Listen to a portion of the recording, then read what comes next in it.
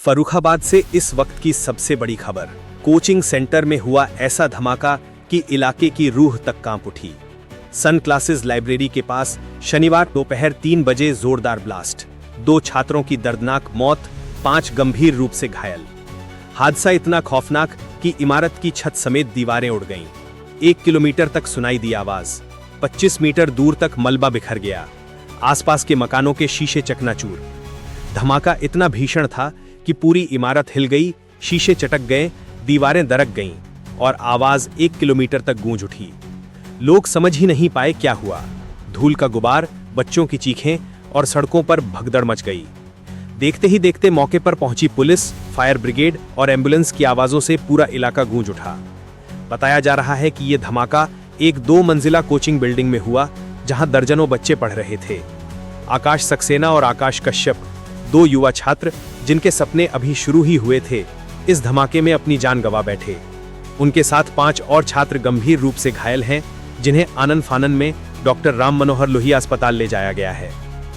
धमाके की वजह अब तक साफ नहीं, लेकिन शुरुआती जांच में ये अंदेशा जताया जा रहा है कि बेसमेंट में बने सेप्टिक टैंक में गैस जमा हो गई थी और बिजली की किसी चिंगारी ने उसे आग दे दी। धमाका इतना तेज था कि बाइकें हवा में उछल गईं, फर्नीचर चकनाचूर हो गया और आसपास की दुकानों के शटर तक कांप उठे। लोगों का कहना है, ऐसा धमाका हमने जिंदगी में नहीं सुना। कुछ प्रत्यक्षदर्शियों ने बताया कि उन्हें बारूद जैसी गंध महसूस हुई। अब सवाल यह है, क्या यह सिर्फ गैस ब्लास्ट था या कुछ और छिपा है पीछे? एटीएस ने जांच शुरू कर दी है, क्योंकि धमाका जेल से सिर्फ 500 मीटर की दूरी पर हुआ है। डीएम आशुतोष द्विवेदी और एसपी आरती सिंह मौके पर पहुंचे। चारों ओर सिर्फ सन्नाटा और खून से सनी दीवारें थीं। प्रशासन ने तुरंत बचाव कार्य शुरू किया। आसपास के सभी कोचिंग सेंटरों को अस्थायी रूप से बंद कर दिया गया है। मुख्यमंत्री योगी आदित्यनाथ ने घटना पर गहरा दुख जताया है और कहा है, दोषी चाहे कोई भी हो, किसी को बख्शा नहीं जाएगा। अब फॉरेंसिक टीम, फायर विभाग और पुलिस की जांच टीमें दिन रात सबूत जुटा रही हैं। CCTV footage, wiring, gas tank और हर सुराग खंगाला जा रहा है। लेकिन सबसे बड़ा सवाल, क्या यह हादसा था या किसी की लापरवाही? क्या इन बच्चों की मौत रोकी जा सकती थी अगर सुरक्षा नियमों का पालन किया जाता? आज फर्रुखाबाद की सड़कों पर सिर्फ एक ही आवाज है, यह हादसा नहीं होना चाहिए था। उन 2 परिवारों की चीखें अब पूरे शहर को झकझोर रही हैं।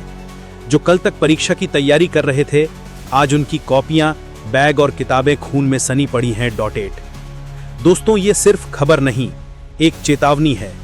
हर स्कूल, हर कोचिंग, हर बिल्डिंग को अब ये समझना होगा कि सुरक्षा कोई औपचारिकता नहीं, जिम्मेदारी है।